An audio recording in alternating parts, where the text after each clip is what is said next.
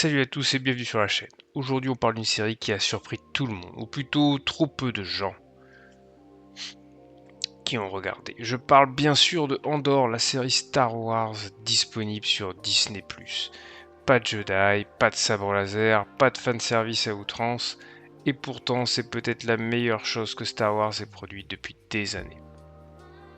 Dans cette vidéo, je vais te donner 5 raisons solides de te plonger dans Andor, même si tu as lâché Star Wars depuis longtemps.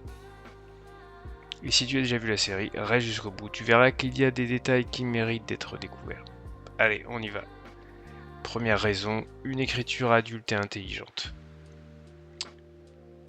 Andor ne prend pas les spectateurs pour des enfants. Ici on parle de politique, de répression, de rébellion, de choix moraux complexes. Les personnages ne sont pas des archétypes, mais des êtres humains avec des failles, des contradictions.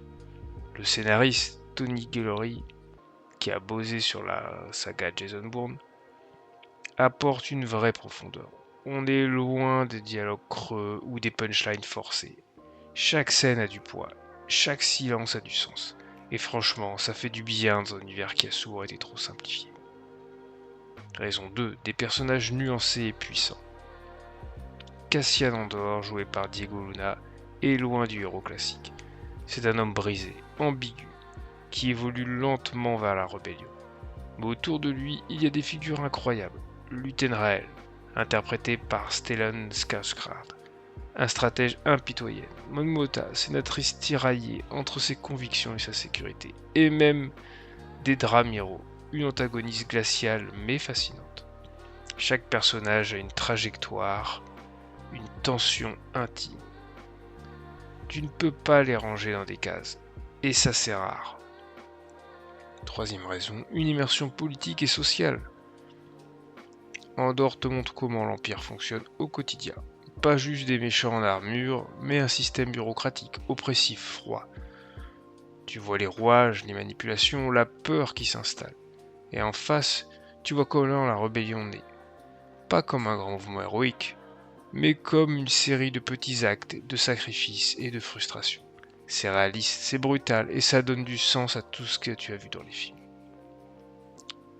Raison 4, une réalisation sobre et cinématographique. Pas de surenchère d'effets spéciaux, pas de fanservice visuel. Les décors sont réels, les lieux sont vivants.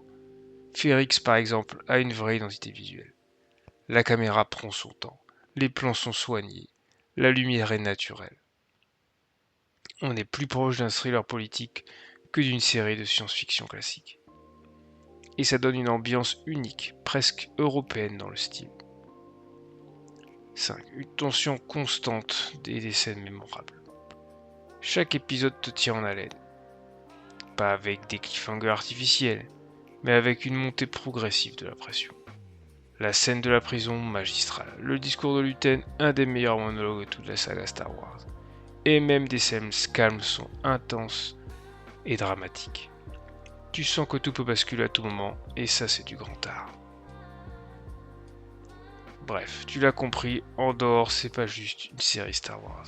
C'est un chef-d'œuvre, à part, mature, brillant et trop souvent ignoré.